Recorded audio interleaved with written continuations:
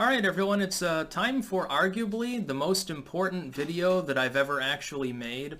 If you're watching this on YouTube, there will be a pinned comment. There will be links in the description as well. I'm going to limit it at the moment just to the important ones, which are the other sites that I make videos on. Dailymotion, Rumble, Odyssey, BitChute.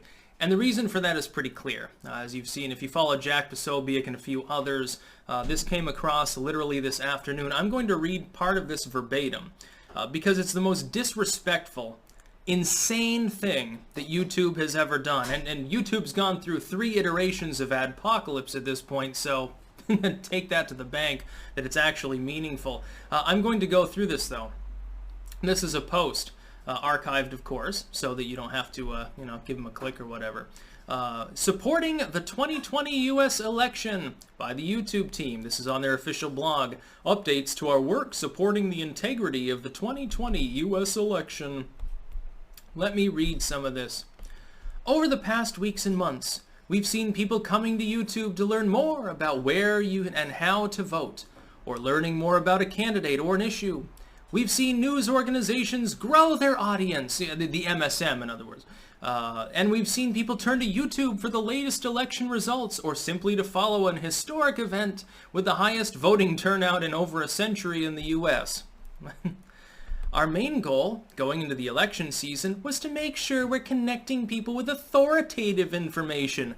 So CNN and Fox, basically, these groups that call one another propaganda every fucking goddamn day. Until independent commentators climb aboard, then all of a sudden they're on the same side, so fucking keep that in mind. While also limiting the reach of misinformation and removing harmful content. Yeah, that means shadow banning people like me, because we're wrongthink. See, we don't do the newspeak thing anymore, so YouTube hates YouTubers and wants corporations to spread their information, that multi-billionaires like them. The work here is ongoing, and we wanted to provide an update, removing content that violates our policies. Our community guidelines prohibit spam, scams, or other manipulated media, coordinated influence operations, and any content that seeks to incite violence. None of which 99.9% of content creators do, just so we're, aware of this.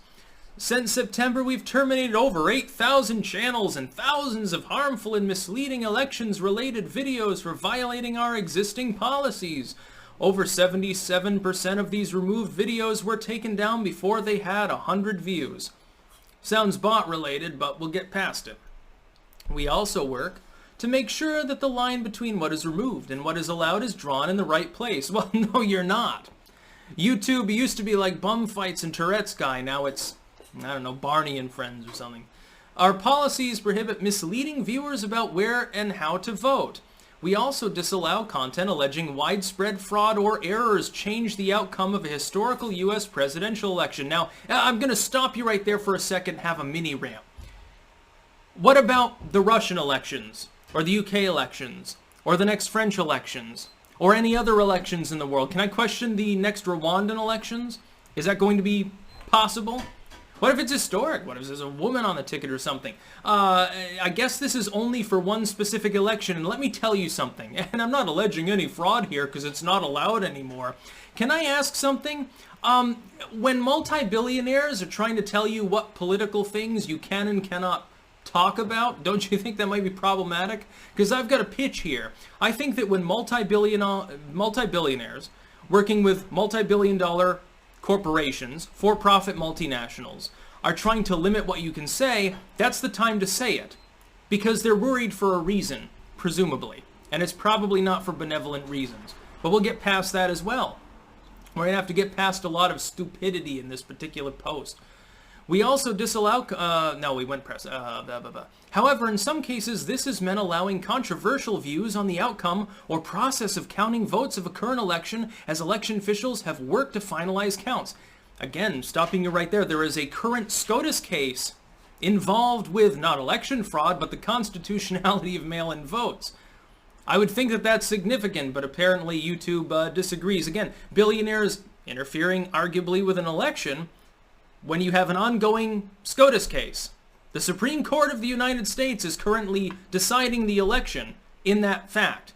There are a significant number of states currently signed on to a lawsuit initially enjoined by Texas 2 days ago in order to non-certify the results of other states. While it is unlikely that this actually happens, this is not settled law. And for YouTube to pretend that it's settled law is deeply disrespectful to the community that talks about politics. It is deeply and terrifyingly dangerous to allow multi-billionaires to influence political speech in this manner. Sadly, there are lemmings out there that will actually support it. Well, thank goodness that they're shutting down these evil conspiracy theorists. You are goddamn so brainwashed, I don't even know what to say anymore. You're certainly not liberals. Maybe might be leftists. Hell, some of you are probably rhinocons. 100% of you are stupid, though. Yesterday was the safe harbor deadline for the U.S. presidential election, and enough states have certified their election results to determine a president-elect. Given that, we will start removing any piece of content uploaded today or any time after that misleads people by alleging that widespread fraud or errors change the outcome of the 2020 U.S. presidential election in line with our approach towards historical U.S. presidential elections. Has YouTube banned a single user or removed a single video alleging that any prior election was problematic? If I question Bush v. Gore, 2000, the Florida election, the Supreme Court weighed in. They determined that George W. Bush won the state, giving him the election. We found out months later that Gore won the state in the popular vote and technically speaking should have been president. If I question this, if I make a video saying Bush v. Gore was a bullshit fest, the Florida Supreme Court were cunts. They were full of fucking shit. Is YouTube gonna ban me? No, of course not. Why? Because they like Beijing Biden. That's why.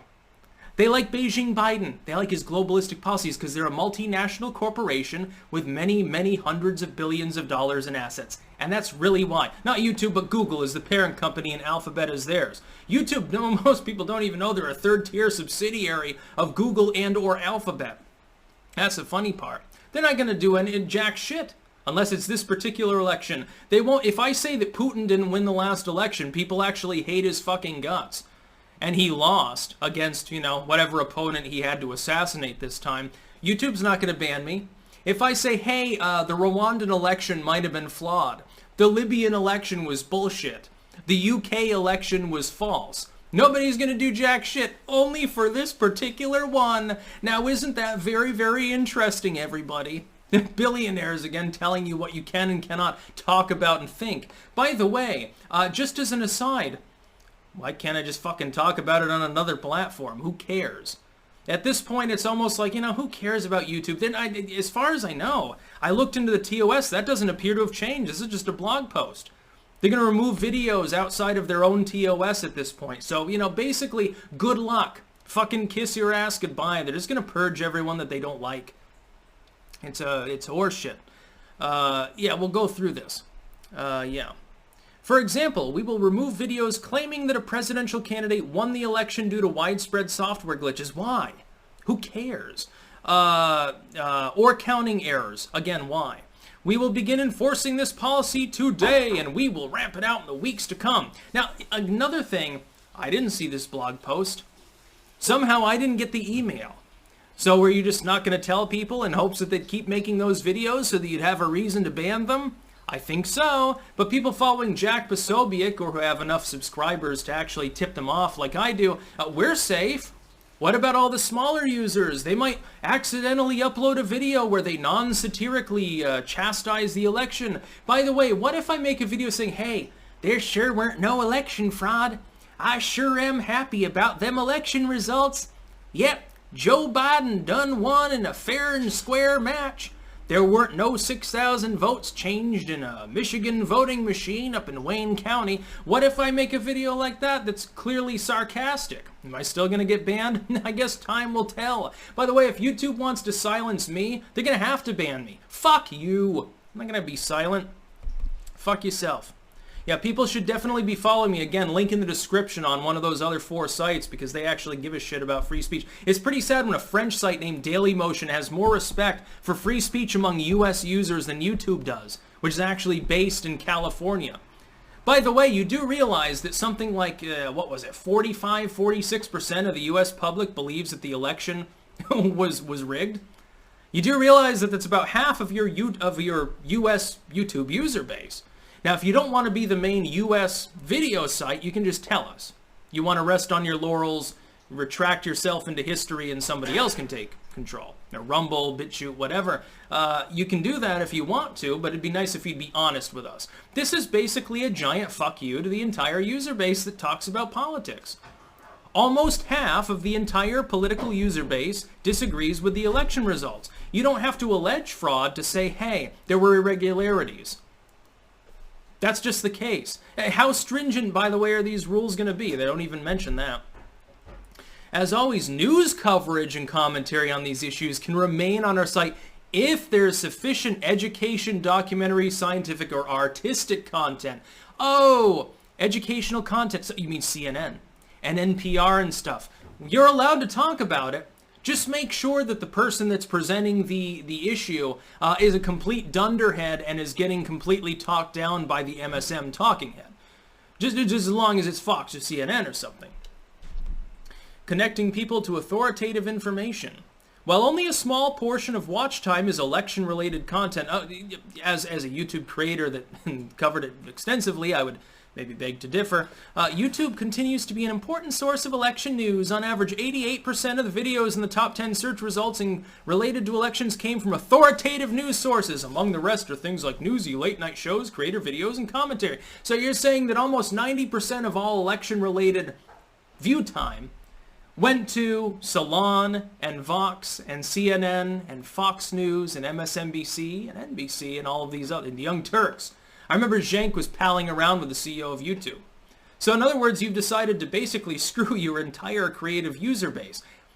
Can you imagine how damaging this could be to the site? Again, I don't tell this to YouTube because I hate YouTube. I tell this to YouTube because I hate the management that's managing it into the goddamn ground. You're making mistakes, you're doing stupid things, and you're pissing off enormous swaths of your user base because you misinterpret your own statistics and rely too much on bots. You rely too much on the idea that YouTube is major and hegemonic and huge and is basically a monopoly along with other tech firms, and therefore it can never be knocked off its pedestal. I am telling you, as someone who's been on the internet since day one, because it was 1997 when it went public and I was already almost 10 years fucking old, I can tell you it's happened many, many times before. When's the last time you used Dogpile? When's the last time you used Yahoo, unless it was Yahoo News? In coordination, by the way, on polling, I believe with YouGov, if I remember correctly. Not actually a bad polling firm.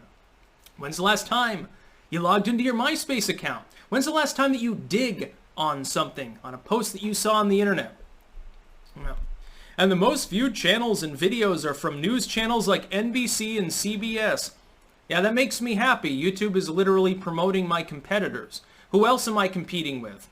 I'm not competing with other independent commentators. And, yeah, there's a bunch more bullshit. Never mind. But yeah, there's the blog post. Link in the description, of course, archived. Yeah, you should join me elsewhere. YouTube has really fucked itself this time. And I'm already seeing fallout. It hasn't been that long since I made the post. When something like this happens, the only thing I think that would be on the same order was the first adpocalypse. Honestly, I think PewDiePie got involved with that one. So keeping that in mind, YouTube has decided to insult its entire user base. And essentially, there are people out there crazy enough to think that multi-billionaires working for multinational firms worth hundreds of billions of dollars should be suppressing political commentary.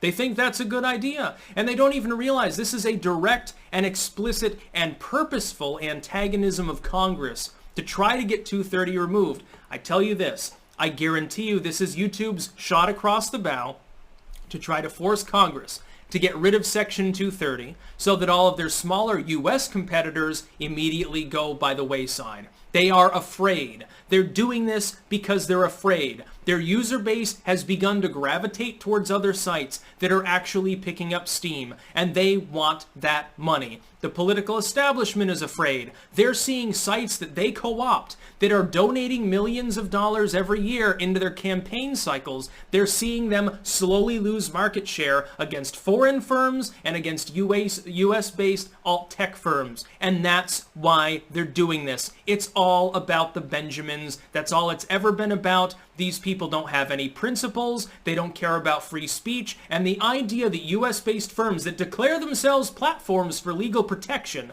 would be explicitly editorializing political content that is legal and in many cases meant to be benevolent is deeply disturbing. If you're not disturbed by this, you are a lemming, you are a coward and a fool. And if you're not speaking out against it, then God bless you for being ignorant. That's about all. Peace out.